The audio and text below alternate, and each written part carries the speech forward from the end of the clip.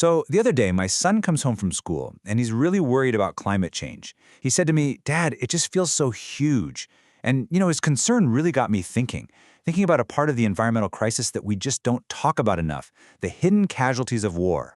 So I asked him a question, and it's the same one I want to ask you. We spend so much time, and rightly so, talking about the human cost of war. The lives lost, the families shattered, the cities that are just completely destroyed. But have you ever really stopped to think about it? When we fight our wars, what is the actual cost to nature?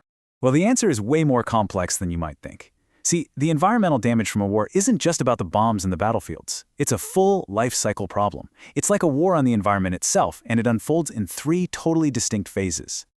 Scientists have actually given this a name. It's called warfare ecology, and it's a whole field of study dedicated to understanding the complete relationship between military activities and the environment. And I mean everything, from the second preparations for war even begin, through the conflict itself, and all the way to the long, often painful aftermath. Okay, so let's break down that life cycle. First, you've got the preparations for war. Then you have the period of violent conflict. And finally, the post-war phase. Each and every one of these stages leaves its own unique and pretty devastating ecological footprint. And get this, we're talking about the time before a single shot has even been fired, just preparing for war. Building the tanks, the planes, the ships, running all those bases. That alone consumes a staggering 6% of the world's raw materials. To put that into perspective, the United States military is the single largest institutional consumer of oil on the entire planet. And that's just the prelude. As I explained to my son, when the violent conflict actually begins, the destruction becomes so much more direct, more intentional. This is where we start to see this legacy of ruin that can literally last for centuries. Sadly, this idea of destroying the environment to get a military advantage, well, it isn't new, not by a long shot. We can go back over a century to World War I for one of the very first industrial-scale examples of this horrifying tactic. Just listen to this description of the German army's Operation Alberich back in 1917. As they were retreating, they systematically annihilated a 20-kilometer-wide strip of land just to make it completely useless to the enemy coming after them. This was ecocide on a modern scale, turning nature itself into both a weapon and a casualty. And that same scorched earth logic, it just evolved with technology. In the Vietnam War, the US military was up against an enemy that used the dense jungle for cover. So what was their solution? Declare war on the jungle itself. They sprayed over 70 million liters of chemical defoliants, most famously Agent Orange, to literally strip the trees bare. The main poison in Agent Orange is something called dioxin, and it's a terrifyingly persistent toxin. Its effects are generational. Decades later, a Vietnamese zoologist made this horrifying discovery. The chemical that caused this animal's deformity, he pointed out, is the very same one that continues to cause absolutely heartbreaking birth defects in the human population, passed down to kids who never even lived through the war. And sometimes the pollution is the weapon. In 1991, as Iraqi forces retreated from Kuwait, they deliberately sabotaged oil wells and pipelines, releasing up to 900,000 tons of crude oil straight into the Persian Gulf. It was a calculated act, and it's widely considered the world's first major act of environmental terrorism. This image right here just captures the utter devastation. For a seabird, an oil spill is basically a slow death sentence.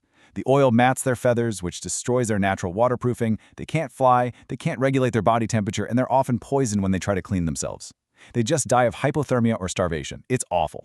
This chart, wow, it really puts the scale of that deliberate act into perspective.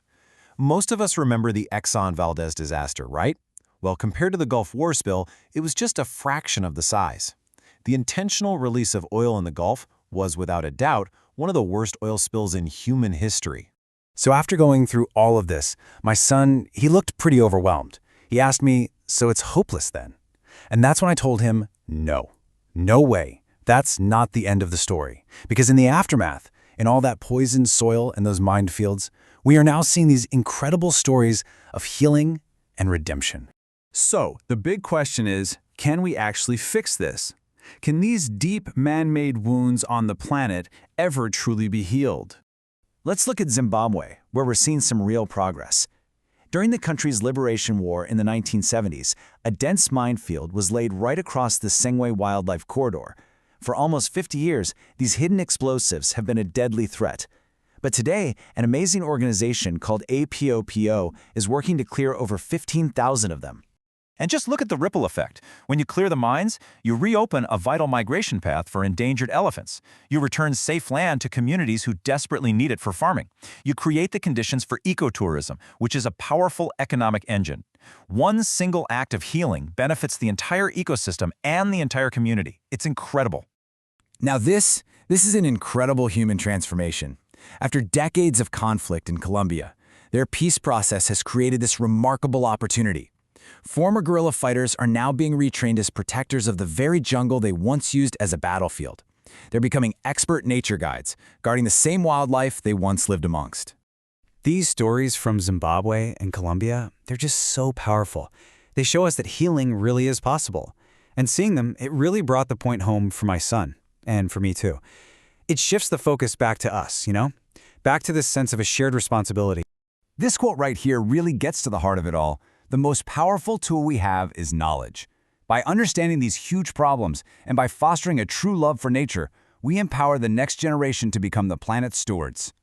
So, I'll leave you with the same question I left with my son. When you look at the depths of the destruction, but also at the incredible power of healing, it kind of forces us to ask ourselves, what is our role in all this? What can each of us do to help Mother Nature get back on track?